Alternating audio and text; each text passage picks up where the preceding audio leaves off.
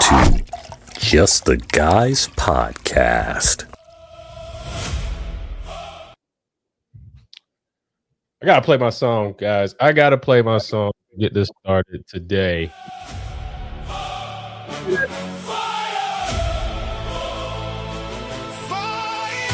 Now turn your speakers up. Turn your speakers.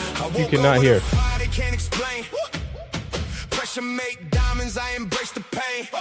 Hit that like button, guys. Hit that like button. I see you, Gimpy. What's my name? Hey, turn it up. Turn it up. Let me know if in the chat y'all can hear. Nothing can stop a man on a roll.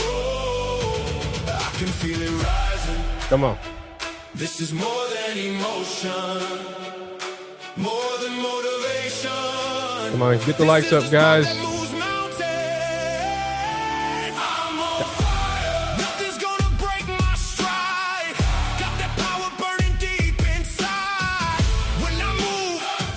Come on, the whole room.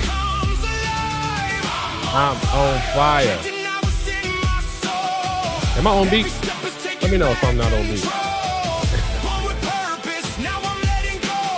Born with purpose, guys. The world don't move for the weak at heart. You gotta believe before you ever start. Energy speaks before words are heard. Action makes every promise a verb. Every obstacle builds my frame. Every lesson fuels the flame. The dream ain't coming, I become the proof. Watch what happens when I move. Tyrone don't listen to music like this. That's true. Tyrone's doing his taxes for next year while you waste time.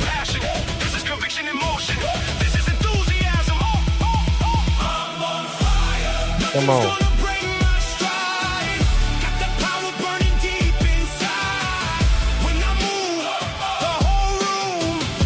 The whole room comes alive. I put the link to the song in the chat, guys.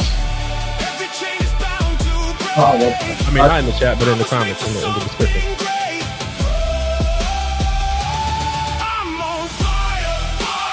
Come on.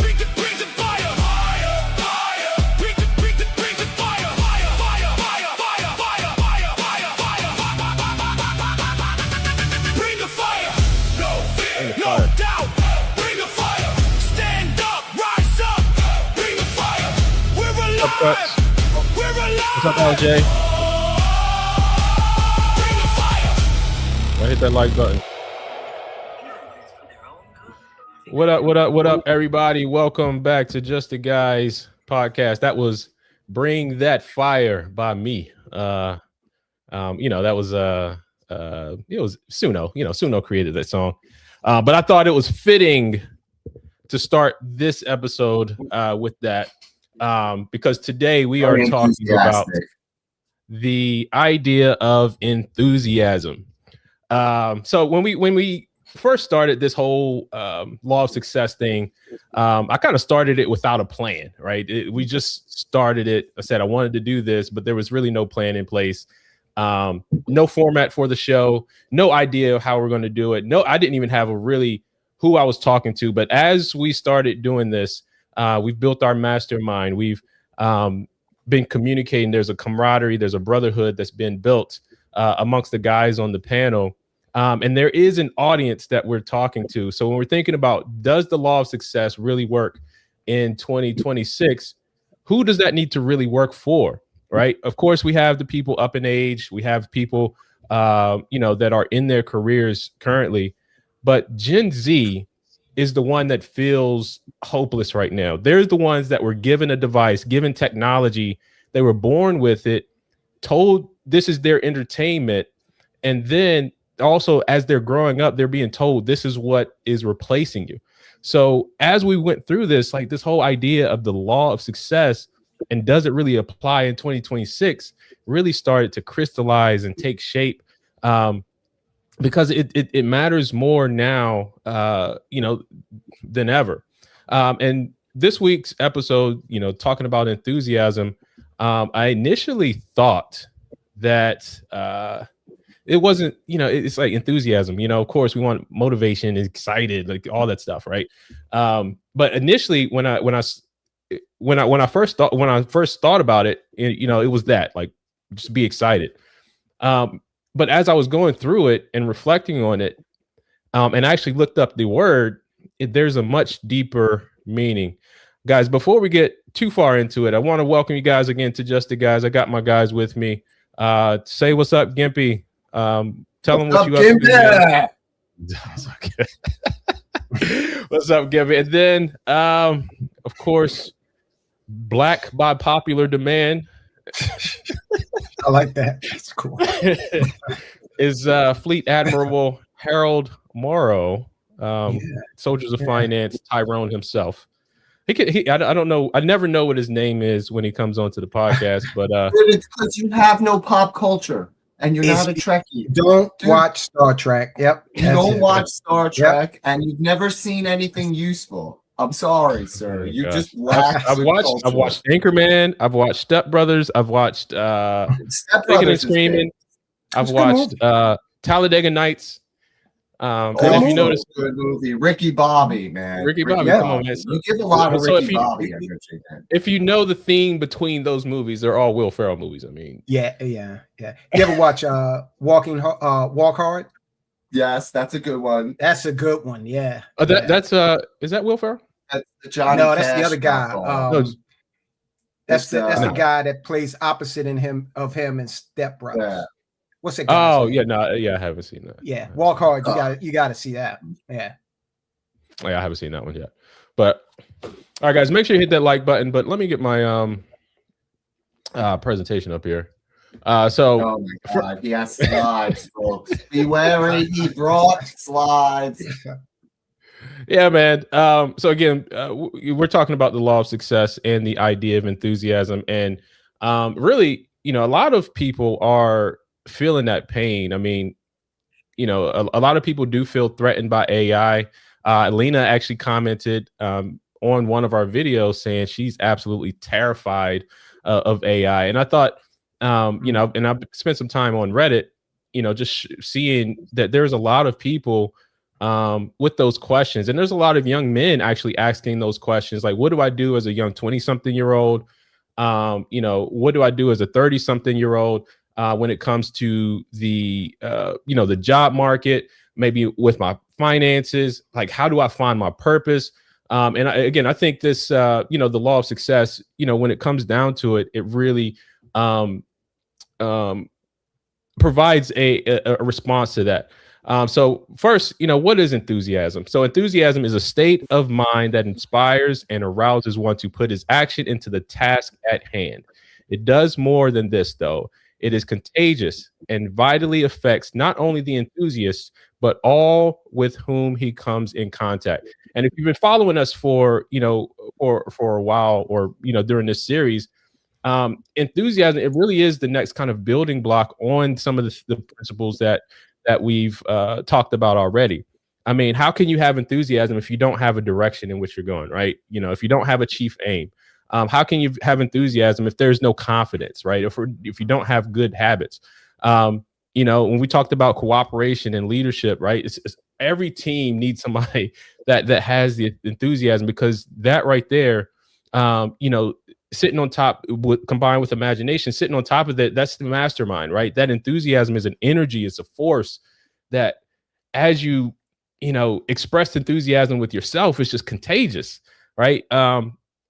It's tough to be down and like mopey around an enthusiastic person, right? And then, you know, of course, you know, as I was saying earlier, you think about that from the sense of enthusiasm. I just need to be motivated, but then there's something deeper to it. So when I looked at the etymology of the word, and it comes from the Greek entheos.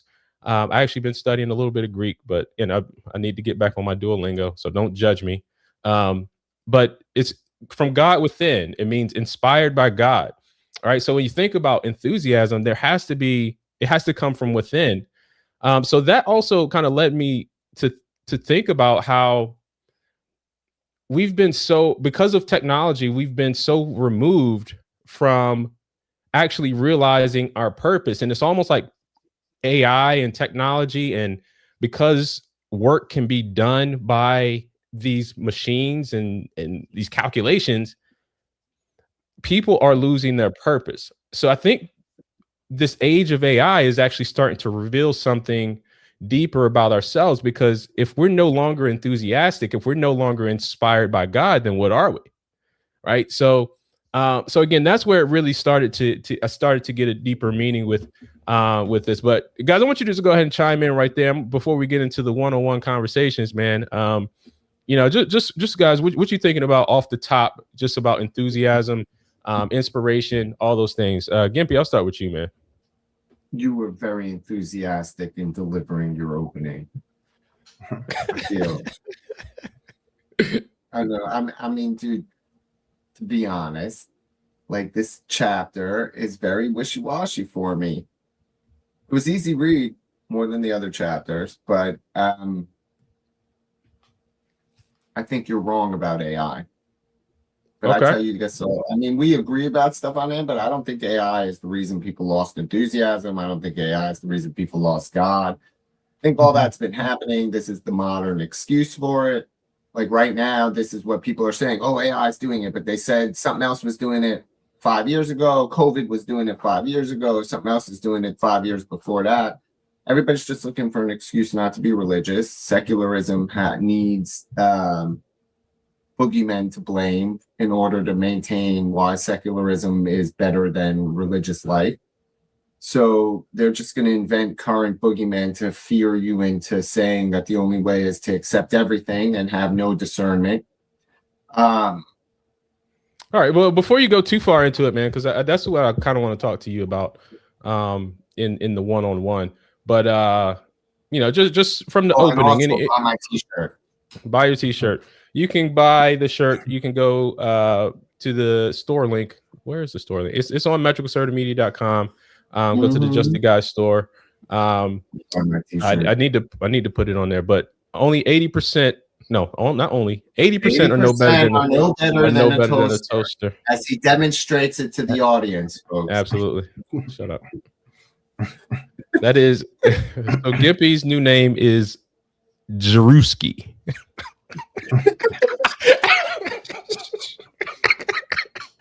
That's good. That's funny. I'm theologically mogging you. I'm theo-mogging you. All right, so let me get you in here, man. Well, just kind of from the opening, just any thoughts that you had, any reflections on enthusiasm or response, rebuttals to what I've said already. No rebuttals. I would expand on it a little bit and say that I think it's more than Gen X or Gen Z that's worried right now. You find a lot of folk that are in Gen X and whatever the one before that was. Why? They're worried too. No, I think it was called Jones. Honestly, I think that's Generation Jones. Have you looked into that? Oh no. Yeah, okay. I was after, so put my foot in my mouth. Because all of them don't go by letters, and the ones that come before were like the Greatest Generation, the Baby Boomers, Jones. So anyway, there's a lot of apprehension out there, and a lot of it, not all of it, centers around economic uncertainty. Okay. My wife and I accepted the fact years ago that we have become unemployable. Okay. Why is that? Because we've owned our businesses now for over 20 years. And so we are not going to be able to get out there and compete resume for resume with somebody who graduated from school 5 years ago, been working in the field, and is cheaper, okay, than we would be. So we've accepted that we've got a system that, we work within. But I know folk that have been laid off after 50 and they're not getting that salary back if they've been there for 20, 25, 30 years. And they're not going to be able to duplicate that if they're able to get a position. So, it's a lot going on. AI is a wild card, but if people are apprehensive about AI, Well, there's some steps that are going to take place with technology, artificial general intelligence. Okay, that's going to be a quantum leap. And then the one no one ever talks about, and I've said this on the show many times, quantum computing. Okay, you want something to be apprehensive about, they're working on that. And I'll land the plane here. AI is pretty much just right now, it's merely the sum total of collected human knowledge. Okay. Yep. Well, can you go beyond that? Yes, with quantum computing. I'm And sorry, here's how- it's not that. hold on for a You're second. wrong. Here's how. Okay. how. You overestimate AI. But it's not. It's not the sum I'm total. transition. Oh, go ahead. And then. Oh, no. then Finish, Tyrone. Okay. Finish. So I'm sorry. I don't need to. No, cut you off, good. but- You good. Just so I can keep my train of thought. Quantum computing, and I know these guys probably are well aware of this because you work in the IT field. So it has been shown scientifically at university level and corporate level that the quantum computers are solving mathematical problems that would take classic computers literally tens of thousands of years to complete. Quantum computers are solving those equations in a matter of minutes. And when you look at the amount of data it would take to do that in that amount of time, the amount of computing capacity, the bits required to do that far outnumber all of the atoms in our universe. So there's this thing called Shor's algorithm. I don't want to get too deep with it, but a lot of these scientists have said, okay, this computing power is coming from somewhere else. And it firms up theories around alternate universes and that sort of thing. So It's enthusiastic. It's inspired by God. You can be enthusiastic about something and still be very, I don't want to say afraid, but you mentioned God, okay? I'm enthusiastic about my relationship with God, but I don't think I would ever want to meet God personally because I can't fit my mind around how incredible that would be. And we are going into an age where our mastery of technology is taking us toward a Kardashev 1 civilization. So I will end it there. So what was your rebuttal to that, Gimpy? And then we're going to move on. You give too much credit to AI. That's my rebuttal. AI is not where you say it is. It is not the sum total collective human knowledge. I'll give one specific example just as proof. Anthropic versus OpenAI, right? Two companies, Claude versus ChatGPT. If I ask Anthropic, right? If I ask Claude to make me a picture, it has to build me a program to draw me a picture. That's how Claude solves that problem. Why? Because Claude doesn't have the right to generate images. The patent is held by OpenAI, and that's why OpenAI can make images with ChatGPT that you can't make with Claude. Claude writes code to generate your image. They don't draw you a picture. You understand what I mean by that, right? Like that there's a difference. So the different AI engines have their own, or what we call AI, the different LLM models have their own limitation. That's why Fable is this big thing, Fable 5, right? That Mythos, the Anthropic, why it's special, because now you don't have to talk to it like you had to talk to every other AI model before it. So again, all I'm pointing out, to not get lost in the weeds, is that none of these individual models themselves are the sum total of human intelligence. Now, maybe if you take the whole AI field as a whole, as a concept, right, maybe, but practical, because the fear is about a practical implementation of AI in your workspace. For every 10,000 people who got laid off, they brought back the 2,000 best. And that's a fact. Yeah. Because it costs too much, it's not effective, and it's non-proprietary. And I know my part is all about AI, so I don't want to talk too much about. But you're absolutely right. But I'm just saying, like, I'm looking at it as overestimates what AI is at an individual model. Hold on now. You just admitted that out of the 10,000, 8,000 didn't come back. Okay. Yeah, but again, that's technology. The same thing fucking happened when we went from agrarian to industrialized. Only the top 2,000 people who could maintain in the industrial, the rest of them we had massive poverty at first. We had depression. We had all sorts of things. Technology evolution does that. Everyone is afraid that AI is going to replace humans. That's the actual fear that's being manifested. Oh, I'm going to be replaced by a machine. If you're the best, you won't. Be the best in what you do. Be enthusiastic, folks. Yeah. And you won't be replaced by software. Software replaces the drone. If you're the guy who's in front and cutting shit out, like, dude, AI is there to help you. Sure. If you have a task that is very repetitive, if you perform that, the more value you add to the economy, the less likely it will be that you'll be replaced. The more you fix, the less likely AI can replace you, and AI will be a tool you use to fix things. It's how active you are in your workspace. If you're a drone, you're fucked. But if you're not a drone, you're not fucked. So yeah, if you're a cashier and all you do is this all day, but if you're the cashier who got the key, who's the front runner, you still have your job. AI can't replace you. They still will keep you for the human in the loop because you're the one with the key. And then the question becomes, then what happens to those who are unable to make that transition?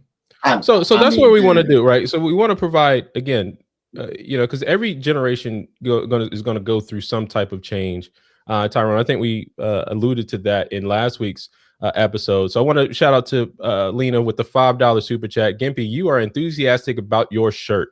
Is your shirt winning in sales? Team Toasters, I am going to buy one now. Let's go, Team Toaster. Buy a shirt. We might need to create a Team Toaster shirt if you want those. Yeah.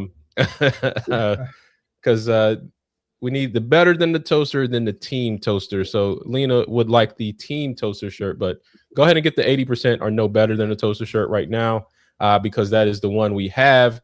And you can enthusiastically wear that one around town and show how good you are. But again, one of the things that we want to do, particularly with this podcast now, is provide direction and guidance for at least for Gen Z, because what I'm noticing, of course, this is the generation with the device in their hand. This is the generation that does believe that no one's taught them anything, and what has been taught to them is now they're under the impression that their usefulness is also automatically replaced with AI or some type of technological revolution. So I want us to be here a guide for those people, for those young people. Now, can provide them hope, correction, all that stuff. But we're like big bro. I mean, except Tyrone, he like OG. Tyrone's OG. I actually realized I was playing flag football a couple seasons ago. I was 39 at the time, maybe been 38, maybe 38, 39. But I'm in Unk territory now. so they they used to call you big bro. Hey, big bro. They see you out there. They call you big bro. But now I am. They call it, hey, Unk. I was like, golly. And then you see Gippy with the gray. So I think he's borderline Unk and OG.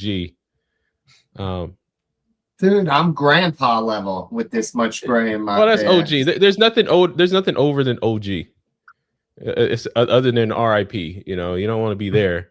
Avoid. Dude, I don't care, man. Like, still, there. Jews have a thing, man. Being old is good, not bad. Yeah. Like that's a you guys thing. Like there's what do you mean by you guys? What do you mean you guys? Because I'll tell you, there's a Jewish parable about a rabbi who becomes the head of Sanhedrin at like 20 or 18 or some ridiculously young level. He becomes the head of all the Jewish courts, right? He becomes the lead rabbi in Israel. And one night he goes to bed, he wakes up the next morning, Harayane Kiven Shivim Shana. And now I look like I'm 70 years old. His beard turned white, his hair turned white. And now all the rabbis, because he physically looked older, they gave him respect. Because when you're young, people look at you and they assume you have no fucking clue. I'm glad I have this. When I talk now, the more gray I have, the more when I talk, the more people shut the fuck up and listen. It's okay. I'm good, man. And that works. How long well before they with my stop job. listening, though? Dude, eventually everybody stops listening. That's like a reality of any age. Like, I'm just glad they listen for the 5 seconds up front that I can get cooperation, man. Like, that's what I'm saying. Like, people have this way over. It's with AI, with enthusiasm.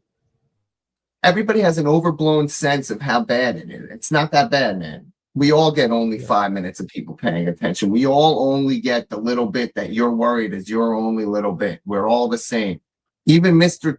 Keys here, who is a super successful human, was not successful enough to convince the voters in Maryland that somehow logic, rationale, and money back in your pocket was a reason to vote for it. And instead, they voted for the guy who is quadrupling down and then trying to say Hogan is supporting it. I'm just saying, like, this some shit is not in your control, dude. Yeah, True.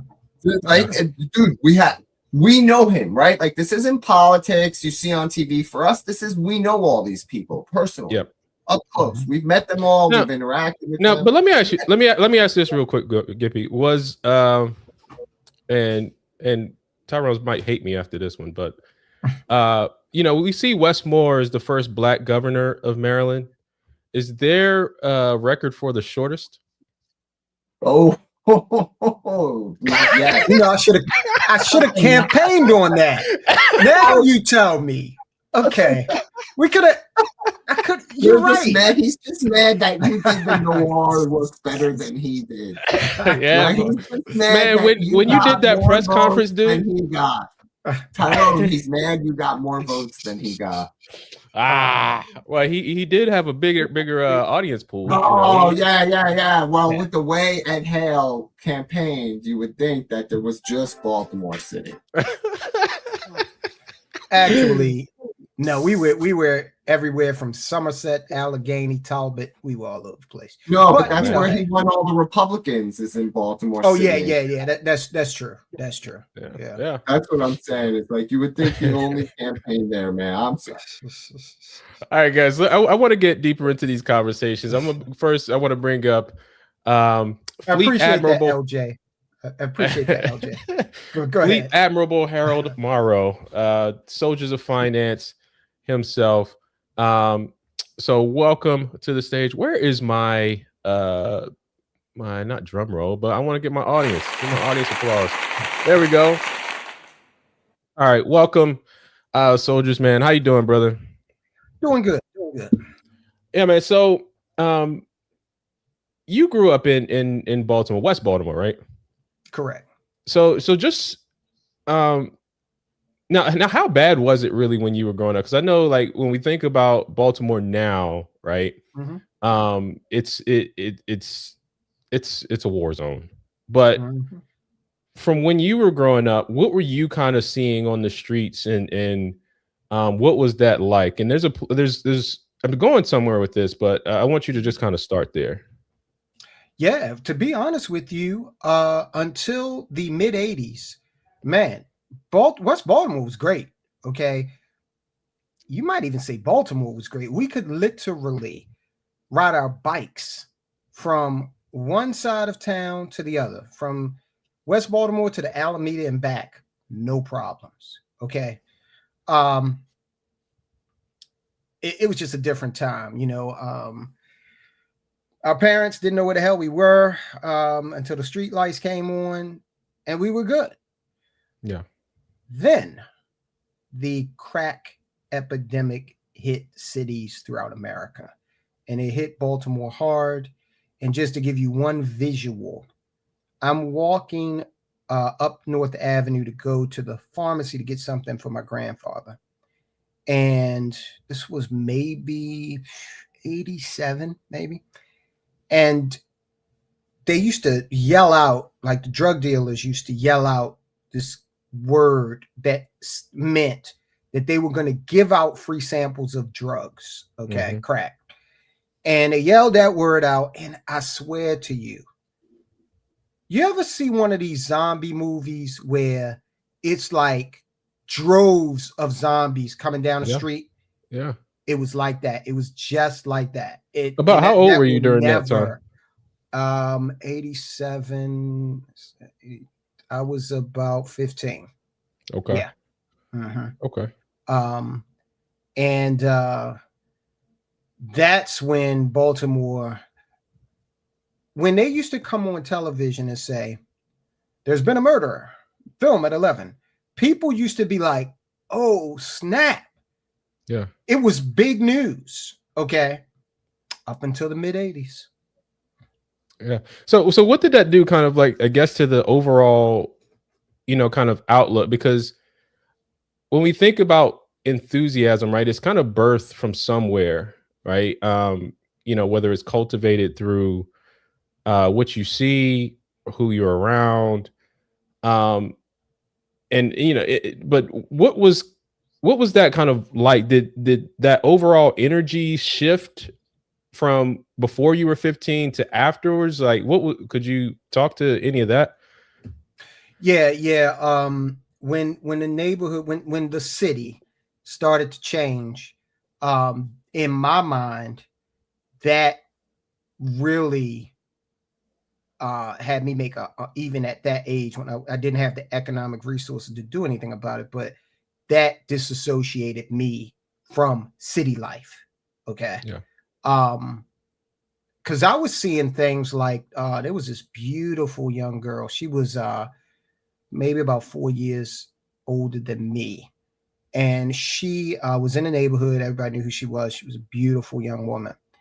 And then we started to see her walk because she lived beyond our house and North Avenue was right here. So she would walk past our house and it became apparent because she would come back, but she wouldn't have anything like she went to the store. So it would be apparent that she was going down there to get drugs, right? And boom, back and forth over the course of a year. Beauty gone. Yeah, you should have time lapse that, man. Lost her beauty. And look, this is an adult show. I'm sure she lost her virtue. Tragic, man. Tragic. So I've always been an introvert. But that really was like, yeah. And my mother and aunt, they made a point of like every other weekend, they would take us on drives to rural parts of Maryland. And we just didn't have a destination. We would just go there and drive and see horses and land and fresh air. Everything about it was different. So, and we come back by and get McDonald's or Burger King. And in my mind, like, what did that do? Because I mean, when you think about, because this is like a change of scenery. You're seeing, you just recounted a story about the woman who you saw change right there in front of your eyes over the course of time. But now, but your mom's taking you in and out of the city to see something different. Like, what impact did that have? Oh, for me, it was like I want to be out there. I want to be, and that because how I live today. Yeah. And I was telling you, man, get the hell out of the city, So, in fact, my wife and I are more than likely going to be moving to West Virginia in the future. And I want a lot of space between me and my neighbors. Yeah.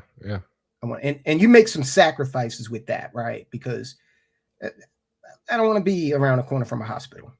Okay, that might come back to bite me, but okay. I want my peace of mind, and going out on those drives started to show me how I could cultivate that. So you just recently ran for lieutenant governor, or was in the campaign, and you went into some of these areas, I'm sure, right? West Baltimore. Oh, sure. You went back into the city, East Baltimore, South Baltimore, man, Brooklyn, Cherry Hill. That's it's some tough areas. But Oh, sure. like how, without seeing something different, like how can someone maintain a level of excitement or inspiration, or where can that come from if they don't see anything different? Yeah, man. Part of my family is from Cherry Hill, actually. And and look, if you think West Baltimore is bad, go to Cherry Hill. Cherry Hill didn't get an ATM until like the early 2000s. Okay. Wow. This is what nobody wants to No, come and fill that ATM up. Okay. You're right. So it is, look, the reality of it in my mind is if you don't know that there's a bigger world out there, then your little universe, it can be your total reality. Okay. It can be. And look, yes, they took us out on these drives, but my mother was a black tiger mom when it came to education. Okay. Literally get it right. I can remember sitting at a kitchen table. We learned to read and write before they taught us in school. Okay. My mother taught us before. And that's why when my teacher was like, kids, I still remember this. We're going to learn to read tomorrow. I was excited because I already knew how to read. So I was going to like show off. But my mother would be like, at the kitchen table, spell these words right. Give us a couple of, and then she would go from that to spell it right. I'm gonna beat your ass. Okay. She was really a stickler about education, so much so that my mother insisted that I learn Latin. She gave us like every classic book. Okay. My mother insisted we read it. All right.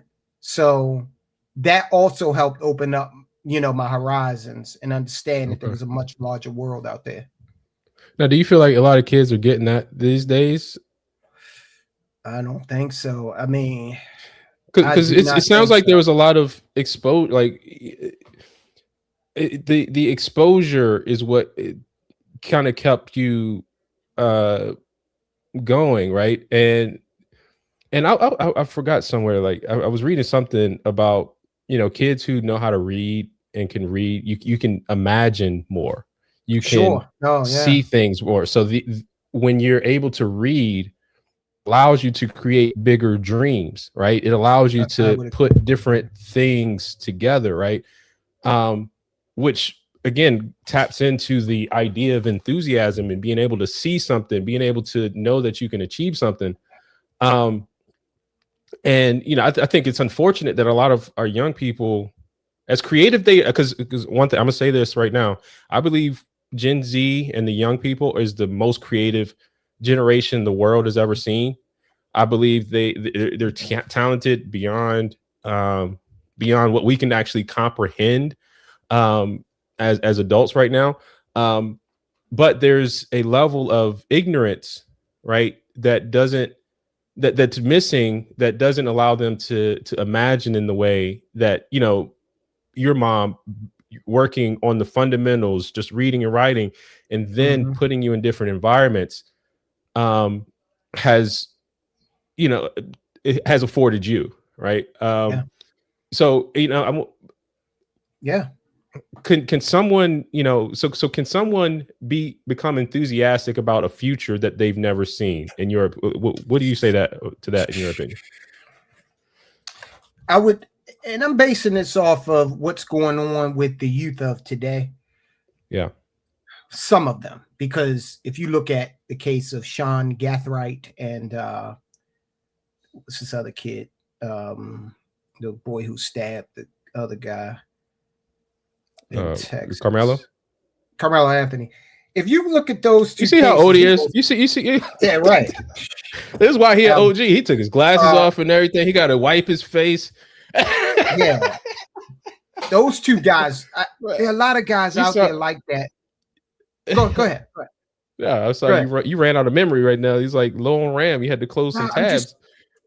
I'm just trying to, because if you take Sean Gathright and Carmelo Anthony, and there are others like them that came from good homes, right? Yeah. That had decent education, okay, and they still went left. So, of course, they are extreme examples. They're extreme examples, but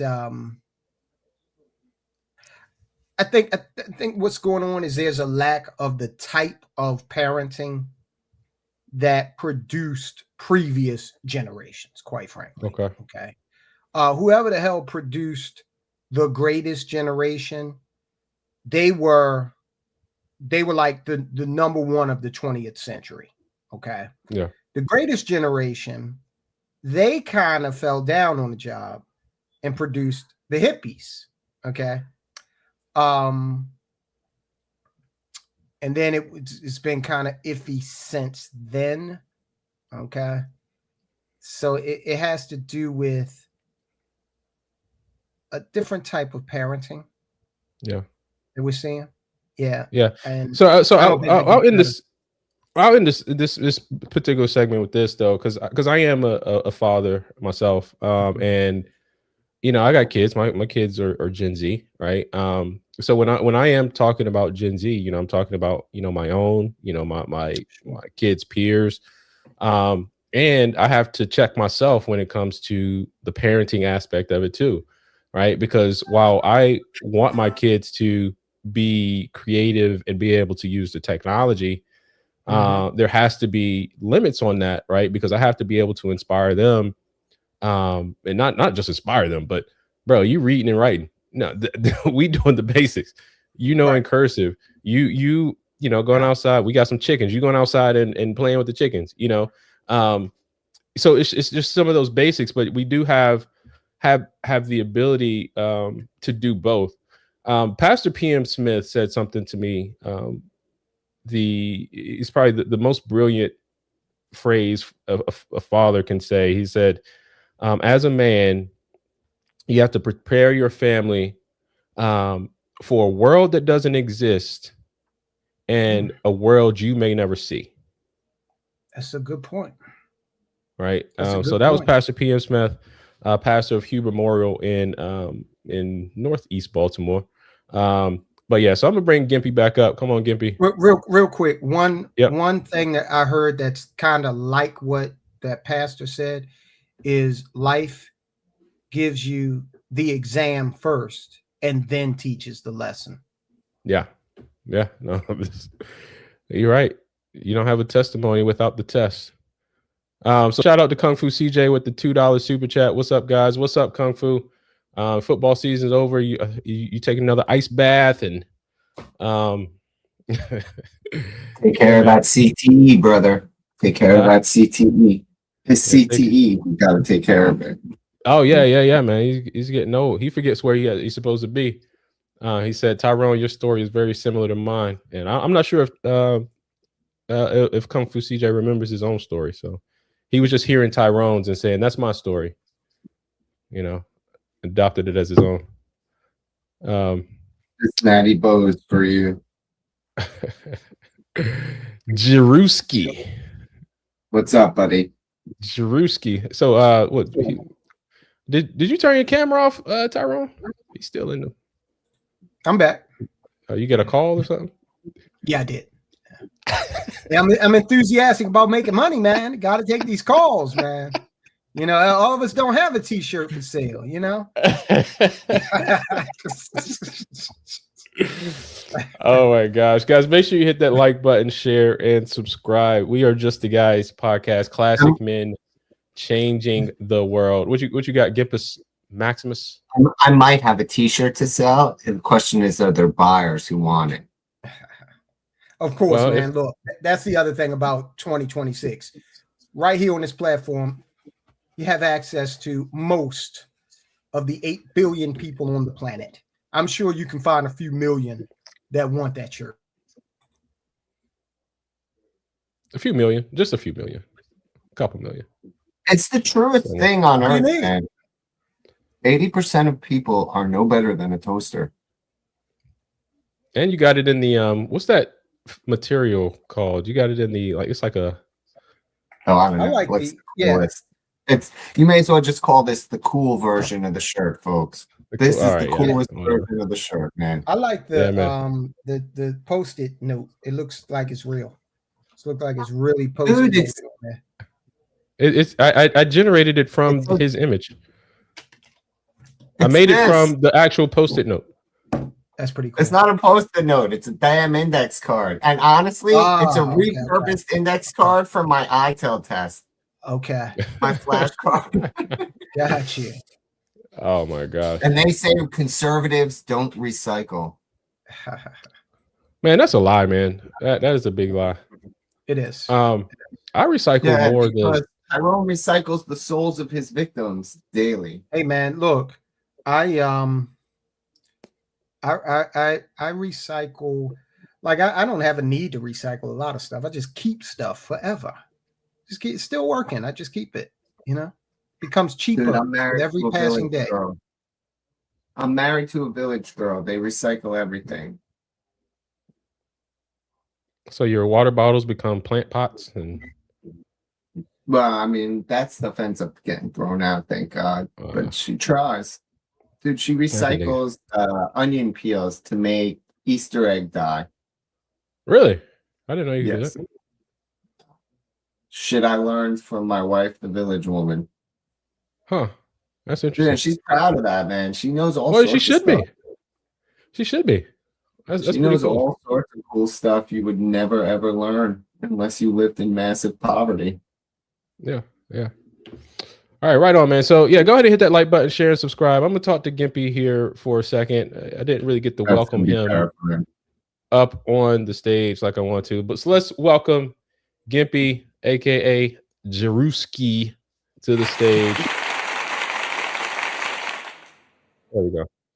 All right, so Gimpy, man, you work a lot, and one of the big fears that people face is, hey, AI is going to take these jobs.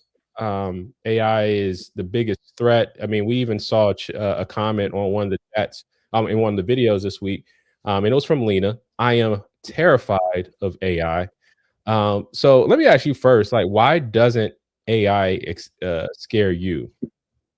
Well, first of all, shout out to Kung Fu CJ, $5. I was raised in DC in 1986. The same thing was going on. Oh, there we go.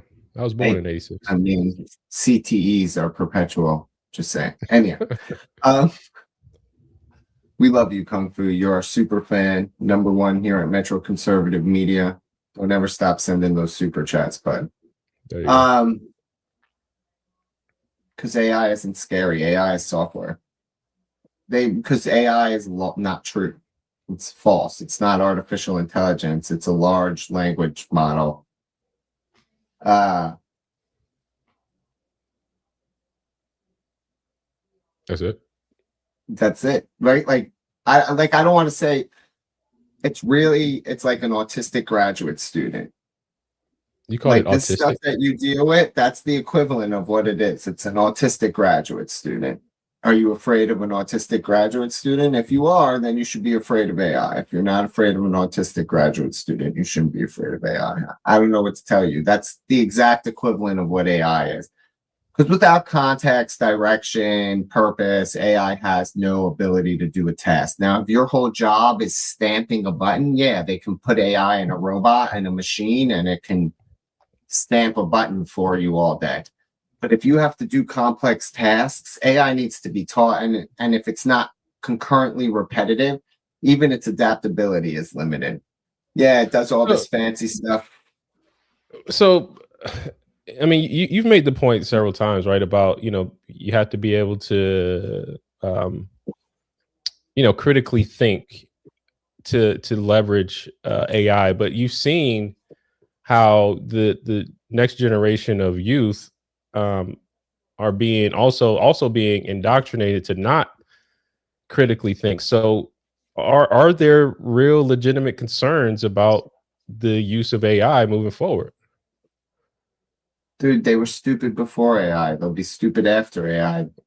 Like, you see, I'm sorry. No, dude, you think it's new now. No. We had this problem when you gave them search engines and the ability to look shit up in Wikipedia instead of the Dewey Decimal System and having to go to a physical library. We suffered the same brain drain by creating the instant gratification cycle of clicks and likes that we're capitalizing right now. And folks send us more money so that we can continue to capitalize here at Metro Conservative Media on the clicks and likes.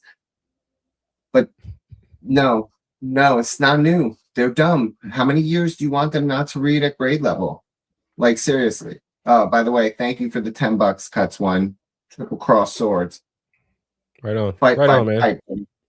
But I'm just saying, like, you know me a long time. I don't buy into that shit. This isn't new. AI is just another tool. If you're smart, it'll make you successful. If you're dumb, it'll make you dumber.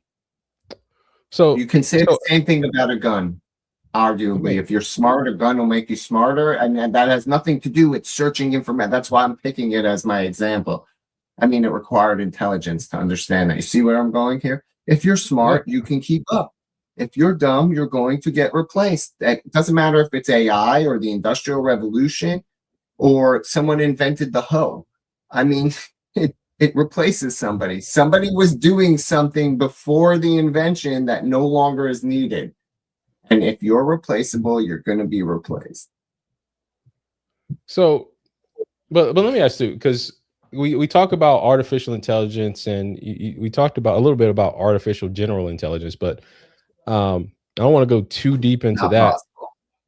But let me ask though, because if it is true that the next generation is dumber, at what point does the AI follow that same progression? Instantly. It's going to adapt to its audience. Its whole purpose of coding is to tell you what you wanted to hear. That's why it hallucinates so readily if you don't know how to write context prompts and loop properly and workflows. I'm sorry, like, dude, if you're not smart enough to use the tool properly, the tool will consume you. Name me when that isn't true about any other tool. Like, this is what I'm saying. AI will only replace the dipshits, the 80% that this t-shirt talks about. The 20% that are striving, you don't actually have to be that smart, folks. Like, don't think I say this from a superiority complex. I'm like most of you. I worked from the bottom, man. I have no fancy degrees. I have no fancy letters after my name. I have a couple of certs that I got along the way to make a living.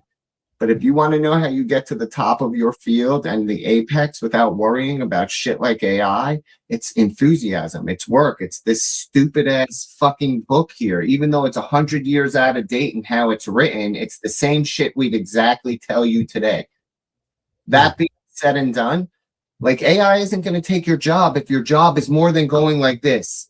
Because that's all AI can really do for you. Even if it writes you software, you know what the problem with AI writing you software is as a company? Do you know, Giovanni? You work in the industry. Can't you tell the audience at home what the number one problem with AI writing your software is? Folks, proprietary ownership. You don't own what you actually produce because you haven't made enough changes to it from the existence of what the fucking software that belongs to someone else. So all the IPOs they create belong to them. Everything you do with AI belongs to the owner of the model. It's all intellectual properties. It's all fucking nonsense that exists in imagination land. And since you don't actually know what's in your black box, it's meaningless. So if they let AI replace humans, companies all go out of business and everything's owned by ChatGPT and Anthropic and Claude and shit. No, we need to clip that right there, because that's a bar. No, that's a bar, because people don't think about it, especially in terms of even young creators or founders or people that are leveraging AI. So, because you see all across the internet right now, start your AI business, start your AI agency. Yeah, you don't own it, you're leasing it. Yeah. It's like with no option to buy. Yeah. I'm sorry, I didn't mean to cut. Apologies. No, please finish, right, sir. No, you're right. No, but I do want to ask you though, what actually gets you excited about AI? Because again, I want to provide hope and mentorship. Oh, sorry.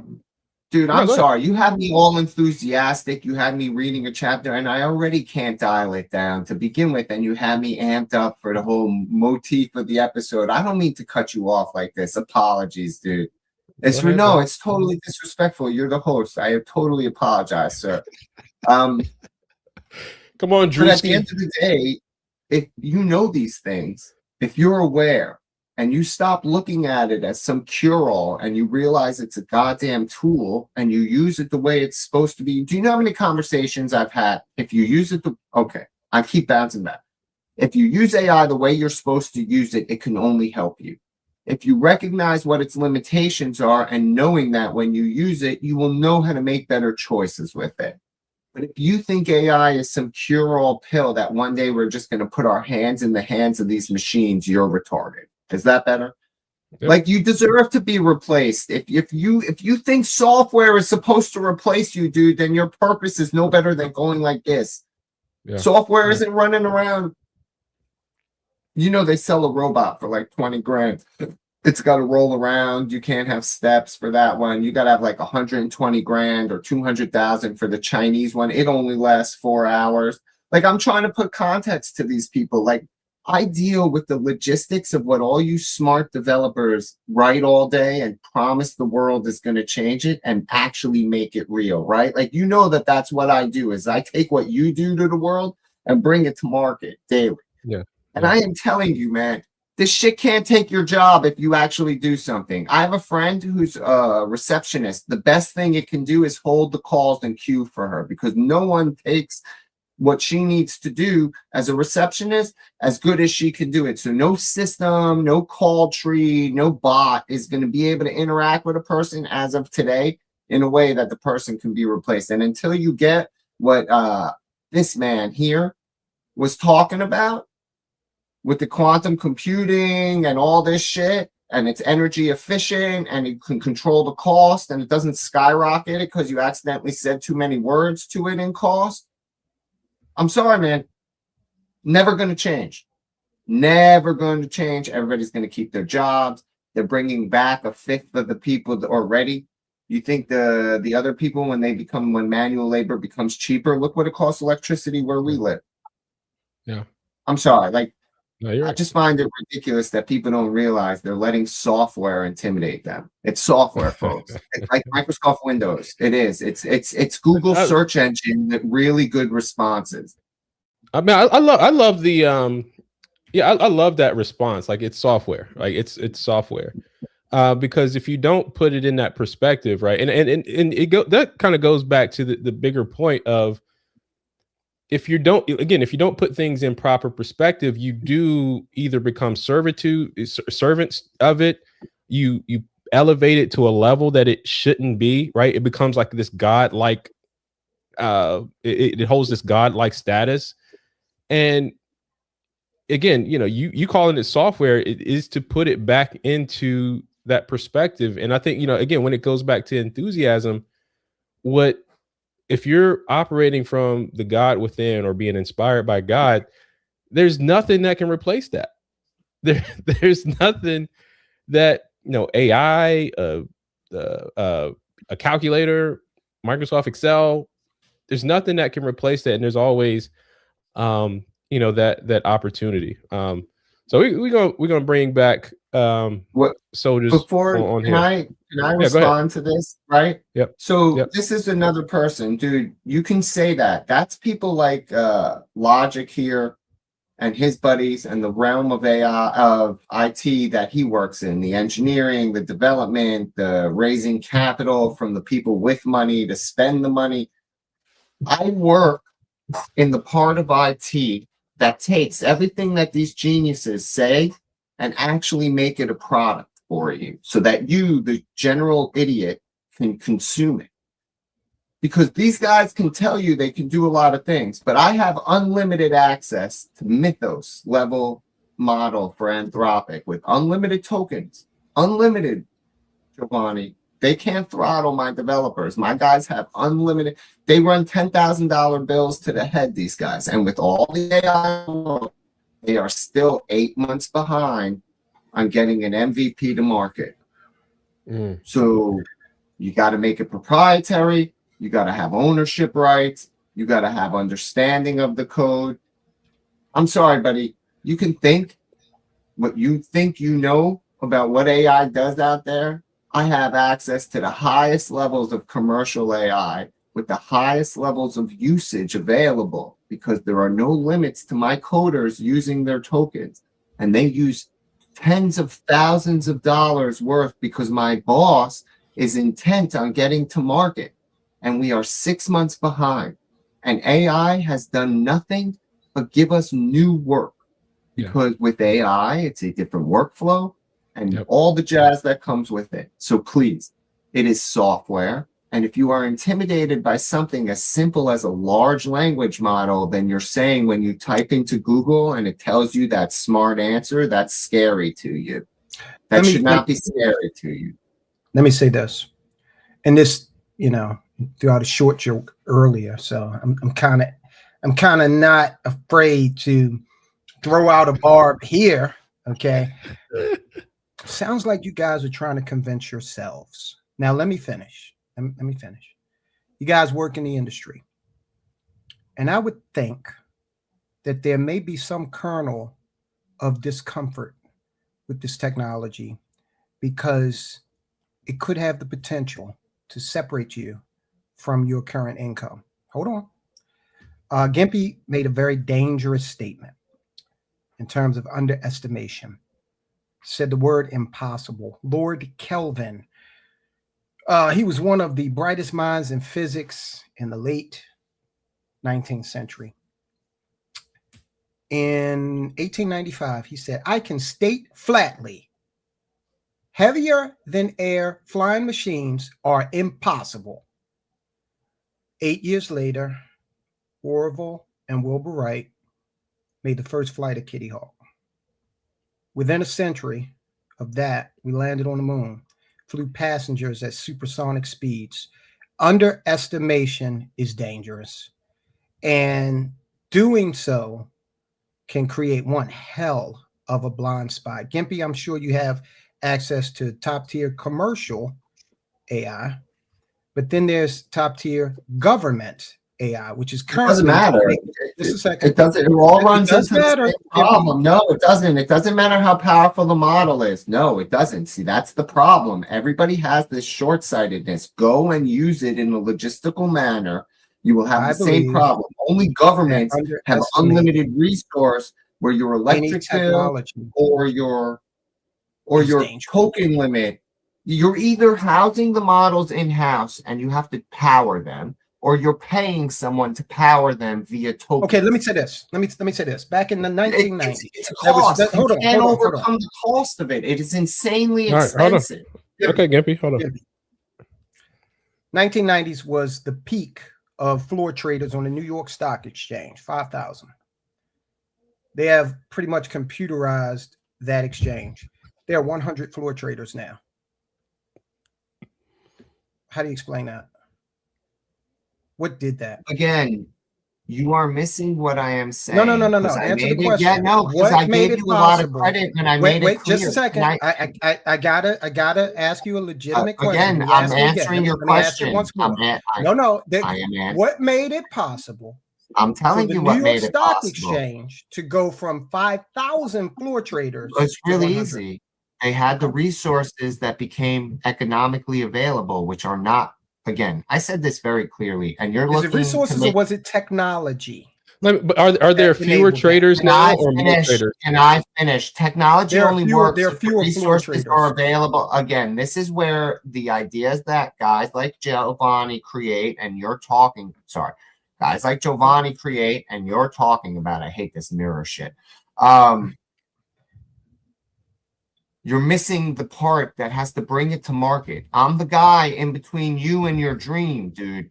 Please listen to what I'm saying. I said it very clearly. Until they do what you talk about with quantum computing, I'm answering your question. Until they do about what you say about quantum computing and make that affordable, there's a massive limitation to the current LLM existence. No matter how powerful the model becomes, resources are not. Electricity is not. Running these things are not. So you're either housing them in-house and paying all those bills yourself. We hold in our hands more computing power Again, than the none of entire that matters. Apollo, Because than that thing the that's in your entire head is Apollo built program. around that you have a logistical system that can bring it to You are market at an old enough. affordable All right, one at a cost. time, guys. One at a time, guys. You are old But enough, you're not Gimpy, listening. to remember. Just a second, You know Gimpy. what? You are You're old enough not. to You're remember. Are talking you not? around me.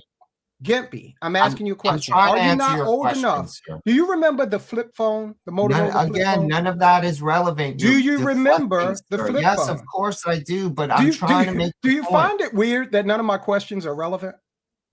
No, I want to answer your original point. We're starting. The reason It was why a they're very not simple relevant is answer. Technology moving made away that from the possible. first thing. You asked me a question about how did all those traders get reduced. It's How'd it happen? easy. The technology became Boom. affordable at a massive scale. Absolutely. So okay.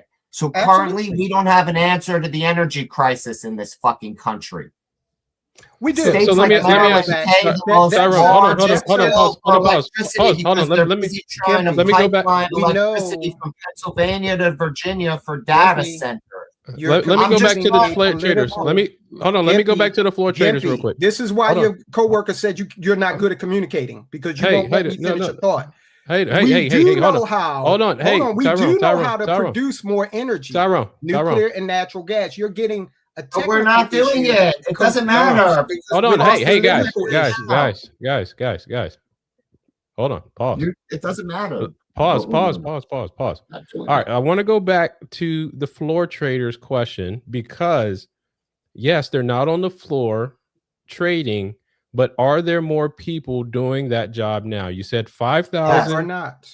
No, Yes, there there are are. not. You have all the independent I'm in the brokers all over industry. the world doing it No. that couldn't do it before thanks to technology. Gimpy, I do from this every day. Robinhood. Gimpy, I do this every day.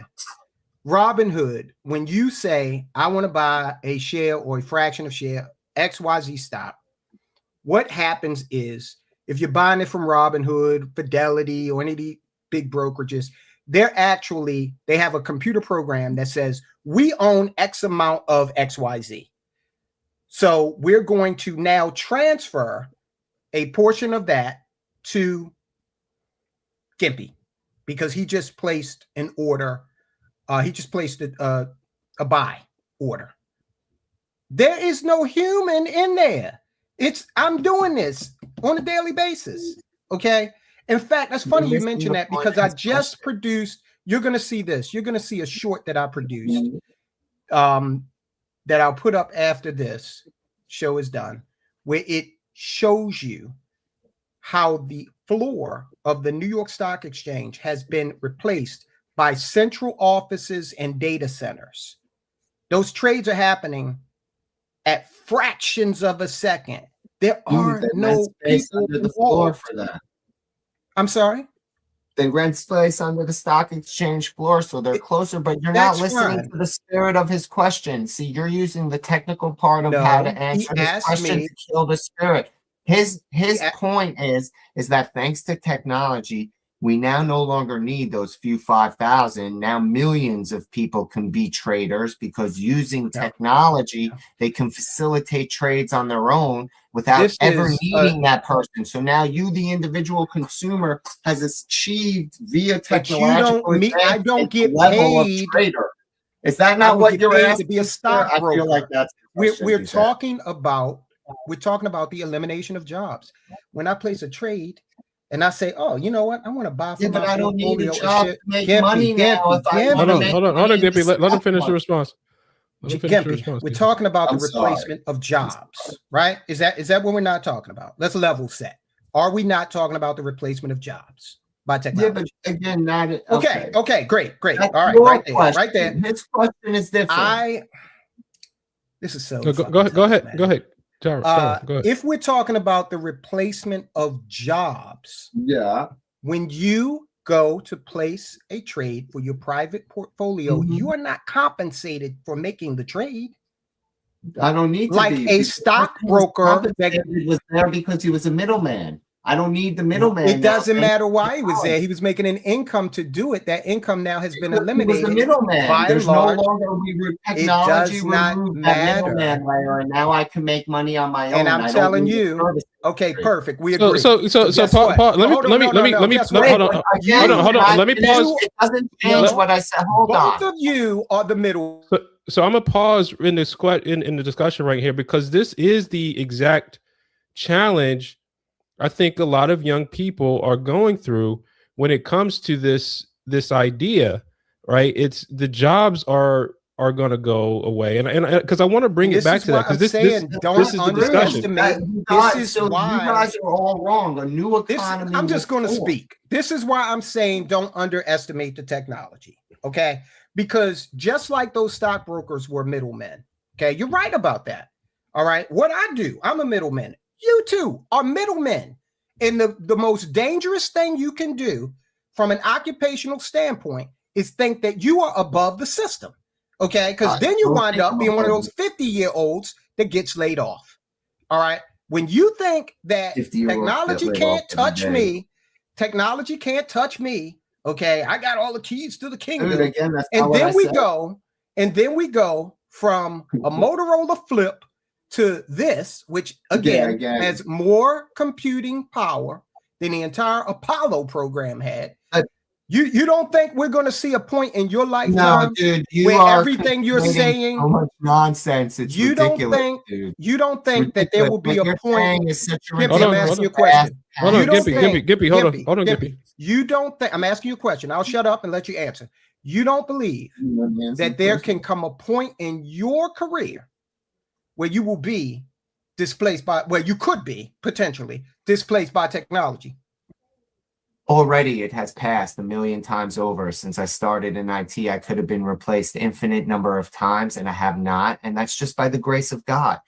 You're not understanding my response because you're so hell-bent on making the statement that technology is a threat. No one's saying it isn't a threat. I never said that. I said don't hold on. No, you got to be clear about what I'm saying. I never said it was a threat. I said you cannot afford to underestimate. That makes technology a threat. People have always lost their jobs.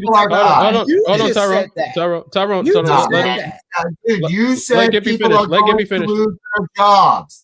People that makes it a threat by definition. You got to stop, Tyrone, with your political people have always lost their jobs due to technology. Hey. Where have you been?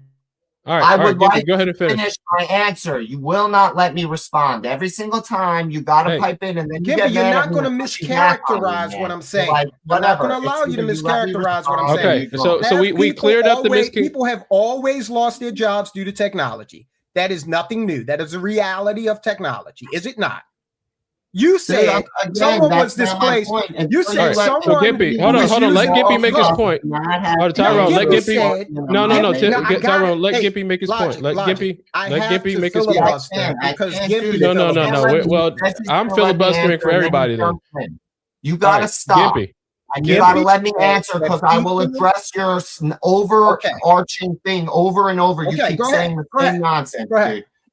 The reason why 5,000 brokers turned into zero and will maintain zero is because technology became affordable and massively available at a large scale. AI is neither affordable nor is it really true. Gimpy, now. We're not talking about 6 months from now. Are you familiar with Moore's Law? This is what I mean. He can't go 5 seconds. You are the proof. You are the proof. No, I'm just doing Gimpy better than Gimpy tonight. Okay, I'm just out Gimpying Gimpy. Okay, you don't like that. That's what that is. At the end of the day, I will make the statement that those people are all replaced because technology passed itself on to the consumer directly and removed the middleman. As it stands right now, robotics, industrial robotics is not a consumer technology. What are you talking about? No, I'm Gimpying Gimpy. Now you see how it feels. Industrial robotics the entire time you're cutting me off. You think I'm cutting you off? All right. So neither one of you are making a point right now. You wouldn't let me answer that. Then you keep. All right. Neither one of you making a point right now because you're trying to out Gimpy each other. All right. So hold on. You guys are out Gimpying each other. All right, Gimpy, I do want you Don't to finish tell me your how point. big And it is. I want you to Question. finish your Dude, point I'm and done. respond. I'm done. You know what? I want I'm you to done, finish dude. your He response. asked me a question. He cuts me off. I'm said for pushing back on him cutting me off. He asked me another question. He cuts me off. And then I'm yelled at for pushing back on him cutting me off. No, Stop, I'm trying dude. to get you to Let me, speak. let me finish. I will tell you Please. my answer. You do this all the time. No. Tyrone, please.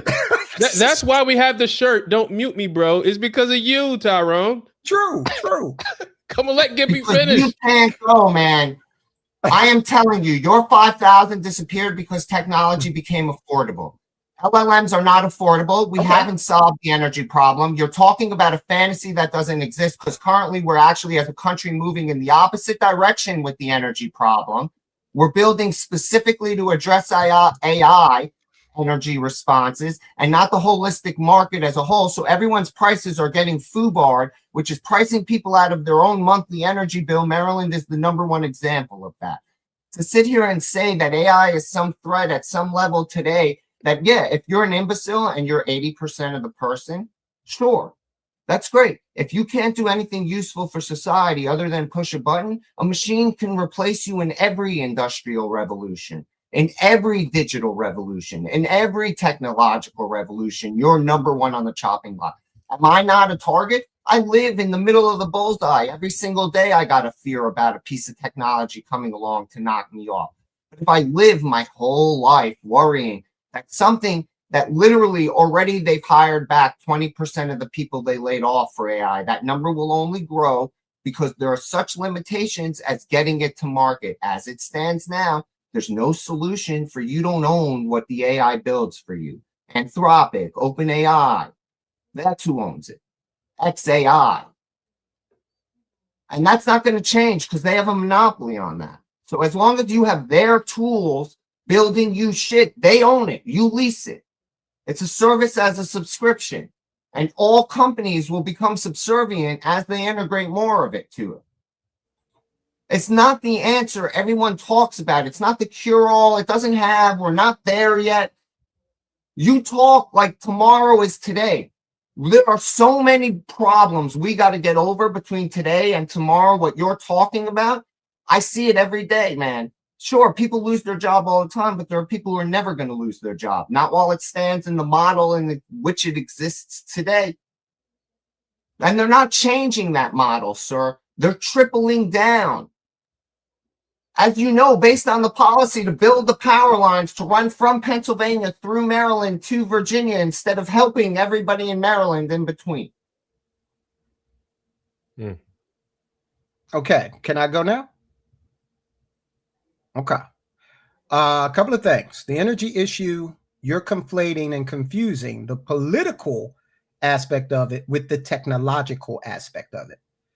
We know full well how to solve the energy problem.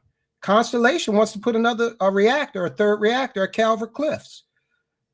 AES wants to come back and open up Warrior Run. We need more supply. Nuclear, natural gas accomplish that, but the political will in a deep blue state like Maryland is impeding that. Okay, so there are two issues here. There's a technical issue, which is imminently solvable, and then there's the lack of political will. My point is merely this, and again, I'll state what I said before. It is dangerous to underestimate technology. It's as simple as that. Okay, so I have seen, you have seen, you are old enough to remember a day in your life when you didn't even need to interact with a computer at all.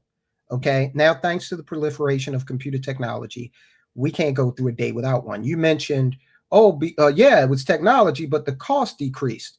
You're also familiar with the $1,000 VCR. Now you can't find one. Okay, you can't find a damn DVD player for more than $100. Of course, that's how technology works. The more it's adopted, the cheaper it gets. Okay, but to believe or to try to make the case that they're not going to figure this out with AI, all I'm saying is it's dangerous. People can believe what the hell they want, you know, but I would like to try and stay as far in front of the wave as possible. And I'm speaking from the standpoint of someone who I'm looking at this technology and saying, why the hell can't AI give an insurance quote or write an annuity? I'm not putting myself into a pedestal saying, oh, they can't touch me. Because when I do that, then I start to exclude moves that I could make that would keep me in front of that wave. That's all I'm saying. So let me ask, Tyrone, you've talked about this last week, because we've been talking about this in the context of jobs, right?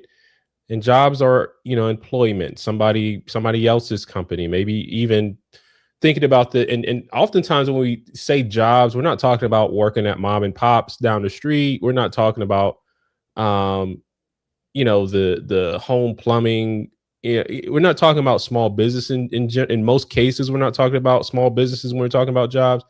In general, people are talking about large corporations when they're talking about jobs, and how a lot of corporations are replacing people. Now, granted, I know small businesses doing it too, but when we're thinking about that, we think about it in terms of corporations versus small business. Now, I think there's a big opportunity for Gen Z and younger people, and even everyone, right? Everyone right now, but especially Gen Z, to tap into the entrepreneurial side of things, versus, oh, I got a job, I got this, because or maybe could you guys maybe speak to that element? Because again, it's one thing to say I'm trying to go get this job, AI is replacing the job because it's in this industry, it's XYZ. But if you're thinking about these things from an entrepreneurial standpoint, how does that shift your perspective? Oh yeah, man, that opens it up and provides a lot of opportunity. Now, the fact is, everybody is not suited to be an entrepreneur, and a lot of people just don't want to be. A lot of people are A-okay with saying, look, man, I'm done with it at Friday at 5. And that's fine. Okay. But I believe in, you take AI out of the equation. You just look at it from an economic standpoint. In 2026, folk would do well to have some sort of alternative income source, I believe. And let me just say this with regard to, people think about it in terms of large business because that's what you hear about on the news. But the fact of the matter is most businesses are small businesses. In fact, 95% of the businesses in Maryland are small businesses. Mm-hmm. The Verizons, they're very rare in Maryland. Most people in America work for a small business. And do you see that shift happening a lot in small business? But small business has a broad range. Because small business is still like less than 3 million or I forget the exact number, but it's a big number. It all has to do. And look, it depends on what they're doing. If some guy's fabricating steel components, all right, some people need to be involved in that to a degree, right? If they're a law firm, then hell, I mean, this was invented years ago, the AI law clerk, because they're requiring lawyers to use AI now. And people don't understand this. Being a lawyer is in these firms is a lot of drudgery, is a lot of reviewing old casework for precedents. That's perfectly suited for AI. Mm-hmm. Yeah. When do you think we'll have the first AI president? That can't happen. Nah, I have nothing to do with that stupid We question. might already have one. Who knows? Oh, we have an AI governor right now. What do you mean we had it already? Biden was president. He was an auto pen. Yeah. Well, Governor Wes Moore, I think, is a robot. But again, like all of this is what you see.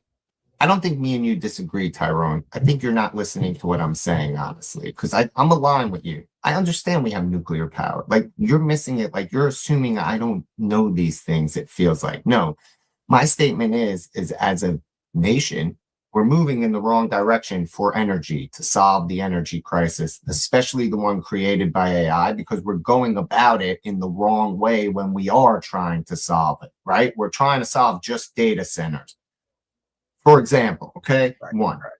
Two, when I say low in affordability, you're missing the fact that we have slave labor building our technology at this point. Little kids in China, India, okay? That's what we had to do. We have to employ slave labor on the other side of the world compared to our living standard. I'm not saying they're actually slaves. I'm just saying it's a fair way to say you're right. in order to reduce the cost from that $1,000 fucking VCR made here in America to the $100 one made in DVD player made in India.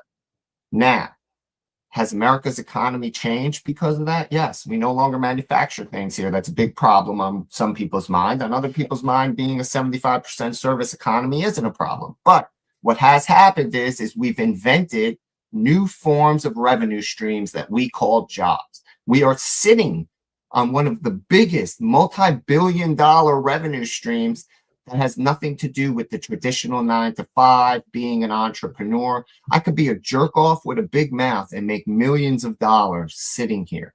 I can be a hot girl with giant tits and make millions of dollars sitting here, because we invent a new economy. So as AI grows, as the real world, because again, I don't think you heard me when I said we will achieve everything you said when everything you said comes true, like quantum computing, solving the energy, all that.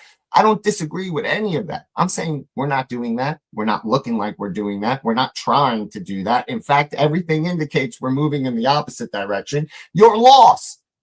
It's proof that people are so fucking dumb.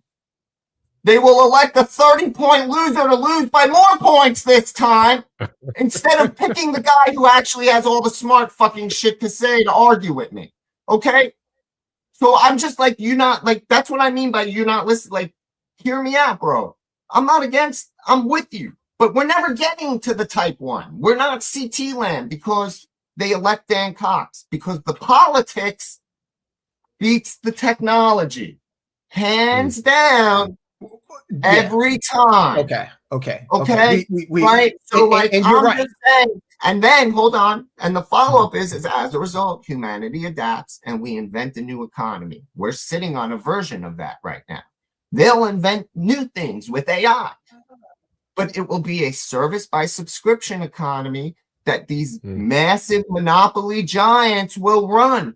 And then you will either figure out how to pay your electric bill because you'll house it locally, or you'll let all your shit be owned by something called Anthropic, OpenAI, XAI.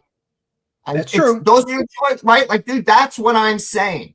So I don't think I'm irreplaceable. Dude, I almost got, like, honestly, for the audience at home, I literally, when I went on vacation last week for 4th of July weekend, I didn't have a job. They told, my owner told me I could go fuck myself. Because again, with all the AI tools in the world, they're 6 months behind and I'm the program manager, man. Somehow that's my fault.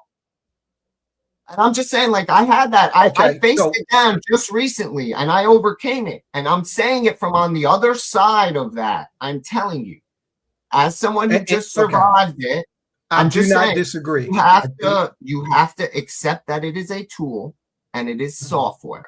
And if you don't look at it like that, you will underestimate it. You will let it take your job. If you look at it the right way and you treat it the right way, it will be a benefit to you. And that is the only message I have been trying to say. So hold on, before you go, because I want to kind of get to the wrap, but Gimpy kind of already answered the question. So I want to give you a chance to kind of respond to that, Tyrone. So again, I want to kind of ground this because I want this to inspire particularly young men. I mean, we're reflecting on us from our age. But what does this mean for the young man that's watching who is convinced AI has already taken his future? I think we got Gimpy's response. I think we got a pretty solid response from Gimpy. And I think that what Gimpy just said from inside the bubble goes a long way toward, and I'm inside the tech bubble, okay, goes a long way toward helping people understand how to deal with this, right? So let me go in a slightly different direction. I firmly believe that, because if you think about it, before the corporations, right? Folk figured it out, income wise. Now, and this is one thing I'm doing personally. I am making my life less complicated. I have a goal to one day own what a Jitterbug cell phone is? Yep. It's just they got the big phone. Buttons. They got the big buttons. Yeah. My goal is to just, to really minimize my interaction with technology. I'm talking everything from cell phone, internet to flock cameras. You know what a flock camera is? Mm-hmm. Okay. So I'm the whole. They got in trouble in, I think, Utah for something. They framed the wrong person recently or something. I can see that happening. So I think that people should, you don't have to be a part of the machine, or you don't have to be as big a part of it as society wants you to be, right? I've talked about materialism before. You don't need red bottom shoes, okay? Steel toes work just as well. Uncomplicate your lifestyle, and then you will take a lot of the anxiety around whether or not I'm going to be able to work for this company out of the equation, okay? What do I need? Absolutely need from a material standpoint. Good food, that's it, okay? And I could point a shotgun in the air and get a goose, or put a rod in the water and get, a nice trout, okay? So what I'm saying is, for those who have anxiety around where they fit in this evolving economy, to the extent possible, figure out what makes you happy. And I'm guaranteeing you it's not a material good, okay? And pursue that. Build a structure where you can derive income around that, and then opt out to an extent that's comfortable for you. I don't know if I'm making sense there, but no, you're making perfect sense to me. Okay. And I actually think that's a good place to wrap here. And I'm gonna finish with this, but guys, make sure you hit that like button, share and subscribe. I'd like to know your comments in the thought, like what in the chat. I'd like to know your thoughts in the chat. Golly. Share your comments below in the chat or in the comment section. What do you think? What advice would you give young men or just young Gen Z in general about, should they fear AI? How to maintain enthusiasm in this age of AI? And yeah, just let us know. Let's keep the conversation going. But Napoleon Hill writes that enthusiasm is the great force behind achievement. And the Greeks remind us that enthusiasm originally meant something much deeper. It meant God within, or inspired by God. Perhaps that's why genuine enthusiasm cannot be manufactured. Money doesn't create it, just like Tyrone was mentioning. Technology doesn't create it. Success doesn't create it. It really begins with purpose. And every generation experiences disruption. The tools change, fears change, the technology changes. The pattern never does. Those who remain inspired become the builders of the next generation. So stop asking, will AI replace me? Start asking, what gifts, character, creativity, and purpose do I possess that no technology can replace? And then build from there. So guys, that does it for us tonight. Remember to hit that like button, share this video, and subscribe to Just the Guys podcast. I would say this from my heart, guys, anybody watching this, I believe in you. You need to tell somebody that you believe in them as well, because that's one thing that helps build enthusiasm and courage and builds confidence. I tell my guys I believe in them all the time, and I think you should do that too. But until next time, remember, only monkeys litter. Only monkeys litter. Let me say this about these two guys. Let me say one thing about these two guys. Even though I'm older than both of you, but I'm significantly older than you, Star Trek watching Logic. I have nothing but the highest respect for what Logic is attempting to do here. Okay. Because if you want a successful YouTube channel, oh man, you can just cater to the 80%, right, Kempy? And you can have a wildly successful YouTube channel. But what he's doing is so substantive and so needed. And I really am glad that he asked me to be a part of this. And as far as Gimpy, Steven, okay, this guy is, and I hate stupid people. That's why I value the relationship I have with these guys. I literally ask God to forgive me for my hatred of stupid people. And he sent me these two guys. Tyrone's told me stories, bro. Well, I love you too, Tyrone. Look, Tyrone was at my wedding to Yana, man. As much as she got mad that she got mad at me for what I said about Belarus, man, calling it poverty and such. She's like, it's old world knowledge. Who the hell knows that you can use onion peels to make dye? Like, is that you live in the woods and you don't know that shit? Hey, No, dude, that's what I'm saying, right? Like, I didn't know that. That's a us. Minecraft Yeah, hack. we're the crazy ones. Yes. All of us are sitting here in America not knowing that, you can use your onions to make dye, folks. But that's going to get me in so much trouble. But I love these guys. And they both at my wedding to my beautiful wife. And I just want to say, any arguments you see here are purely intellectual in nature. Absolutely. So that does it for us for tonight, man. You guys have a great week.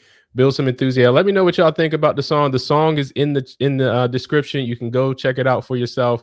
But bring that fire this week, and we out. Peace. Only Monkeys Litter. We out. Where's my mouse? There we go.